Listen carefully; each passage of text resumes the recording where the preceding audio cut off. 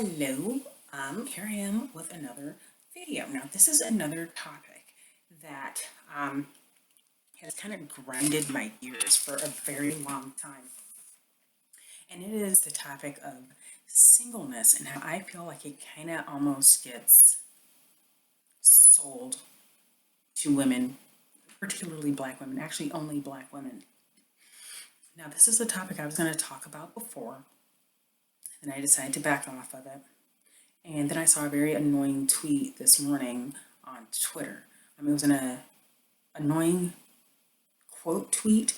So the person who quoted it said something that I thought was stupid, and then the original tweet I thought was kind of stupid. Okay, so what the tweet originally said, the first tweet, well, no, I'll start with the quote tweet. It was a woman who said something to the effect of, well, maybe you women, you like horny women will listen to this if a man says it. And then the man said something like, hey, listen. Oh God, he said something like, if you have sexual desires, marriage is not necessarily the key to fixing that. He said, because if you get married and you're fighting all the time, then you're not really going to have the greatest relationship. You know what I'm saying? Which makes sense. But who said go and marry somebody who you don't get along with just so you can have sex? Like, who said that? I assume that if people are seeking marriage, they are seeking primarily a person who they get along with and a person that they enjoy. And a part of that is being attracted to a person, and a part of a marriage relationship is sexuality, having sex. And I mean, people do have sexual desires. That is a natural thing. And I don't think that there's anything wrong with seeking out the relationship that the Bible says that sex is supposed to happen within a marriage. Like, what is wrong with seeking that out? There are other benefits as well to being married. So I just don't understand why people are kind of wagging their hands. And the person who quote tweeted this was a Black woman, and I've seen her on Twitter before. I followed her very briefly, then I unfollowed her. I want to say she calls herself prophetess, which I don't understand how people come up with all of these titles for themselves. There are people on Twitter calling themselves apostles, and I actually looked up that word. No, they're like literally not. And it's really kind of disrespectful when you think about the life of Saul/Paul, and the book of Acts, and then these people are on Twitter calling themselves apostle. Like, frankly, it's just kind of disrespectful. But FYI, the definition of apostle is preaching the word to people who've never heard it before. So I guess that's why these people want to go to some of these like remote tribal people and try and preach. Remember that guy a couple of years ago that they were like off the coast of India, and he goes and he tries to preach to them, and he didn't make it. They weren't having it. So he was probably after that title, the apostle. Wherever he was from, I swear, I think he's from Texas or something. I'm sure there are some people in Texas who, could benefit from hearing the gospel as well. So that's that. I won't say any more. But anyway, I do feel like, and this has been going on for years now, that there has been this messaging towards Black women. It's been a secular message and I'll just say, a message coming from Christian religions or Christian organizations, pretty much telling Black women to not pursue marriage and to not, basically just not to pursue marriage. I don't hear this getting presented to anyone else. And I think there is something a little bit shady about it. There does seem to be some sort of force in the world that is really seeking to kind of marginalize Black women, especially women that look Black. I mean, it's one thing if somebody has, this much Black heritage and they don't look anything like me. Women like that, I doubt, were the intended people for this message. But, if you go to a Black church in a Black city in America, I mean, it's Sunday afternoon now, but, pre-COVID, uh, and you just kind of envision the women that are in those churches, that's who this message gets um, sold to, about how, you know, be happy being single. Paul was single. Um, Jesus was single. Let's see, what else can you say there? Jesus was single. Paul was single. In those annoying tweets I was telling you about, they did not address, what people are supposed to do about their sexual urges. Um, sorry, but I do not see anything wrong with an adult seeking an adult partner as a lover. And if you're a Christian person, it says that kind of a relationship, um, a sexual relationship, should be reserved for marriage. So to me, it seems logical that people would pursue that, but people are being discouraged from it. Now, I'll say the woman, she said women. She directly said women. The man, I don't believe, said that. But he did speak on her quote tweet and said, "They don't hear you though." So I don't know.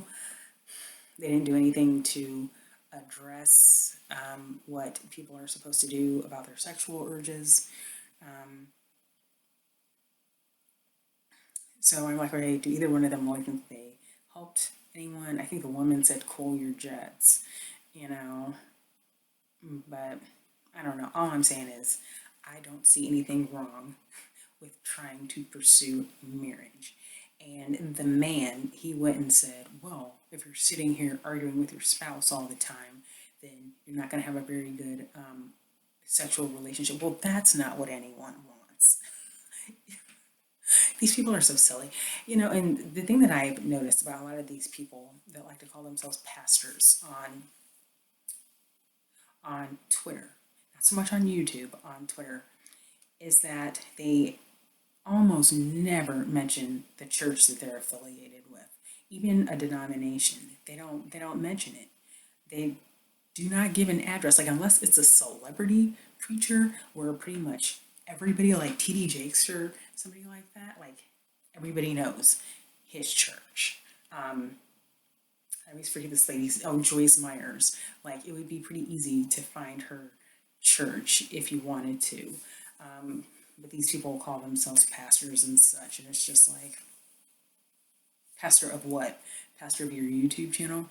So anyway, I mean, these are just my thoughts on this. And I would say, if you're a grown person and you are just at a point in your life where you think that you would like to be married, why not pursue it?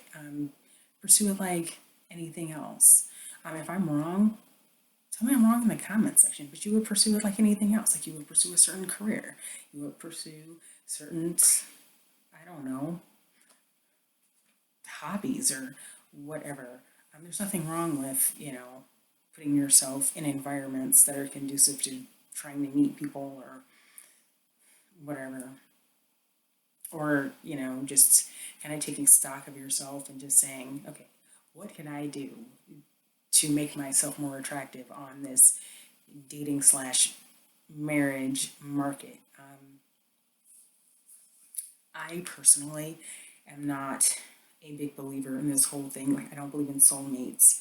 I don't believe in, there's one person for, I don't believe in this. You hear Christians saying this all the time, the one that God has for you. Okay, I do believe this. I do believe that when you're dating, you should pray for God's guidance. But I don't believe in soulmates. I personally do not. I just don't. Maybe I'm wrong. I'm not claiming to be a pastor either. I'm just a person who has gone to church a long time, and I've studied the Bible, but I think that you need to pray for God's guidance. But some of these people just seem to think that there's going to be a burning bush somewhere that's going to say, that guy over there is the guy for you. And I just don't, I don't think it works that way. I just don't. So, I don't know. Get out there, socialize, keep disciplining yourselves because people are right. Sex should be safe for marriage. So, yeah, keep disciplining yourselves. Get your mind right. You know, if you meet someone and start dating someone, do kind of keep your mind focused on what God says about fornication and sexuality and stuff like that. Um, but yeah, get in the game. Quit listening to all this nonsense that these people have been shoving down black women's throats for, I mean, probably a good 3 decades now. People are just selling singleness. Oh, this may go into a part two. I only get about 15 minutes on here. Okay, 1 Corinthians 7:7. Okay, and this is Paul talking. I wish that all men were as I am, but each man has his own gift from God.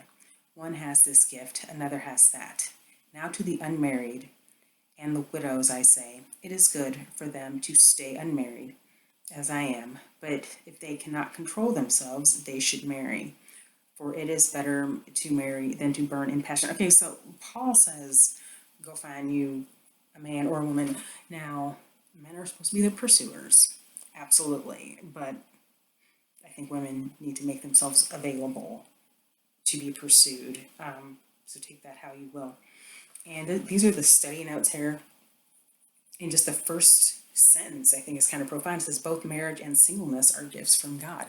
I feel like when it comes to Black Americans, Black women have almost been socialized to see singleness as some sort of a virtue.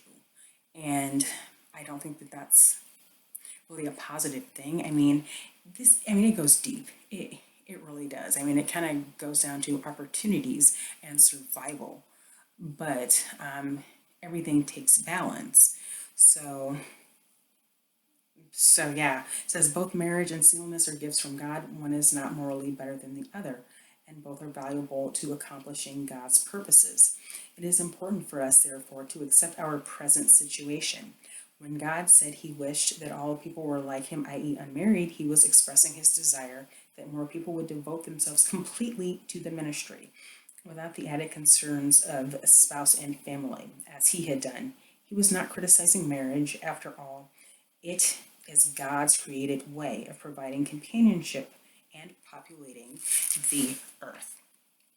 Keep in mind, Paul had a very extraordinary life. I mean, he wrote the epistles, he traveled all around the Mediterranean, preaching to the early church. He did not have a car, a plane, a U.S. Postal Service. He did not have texting, emails, a YouTube channel, a Twitter account, and Instagram. He was traveling around, I assume probably on a donkey, teaching people about the Word of God. No one around these days is really doing anything like that. So you have more time to pursue things such as marriage. I'm going to make this a part two. It may not be much longer.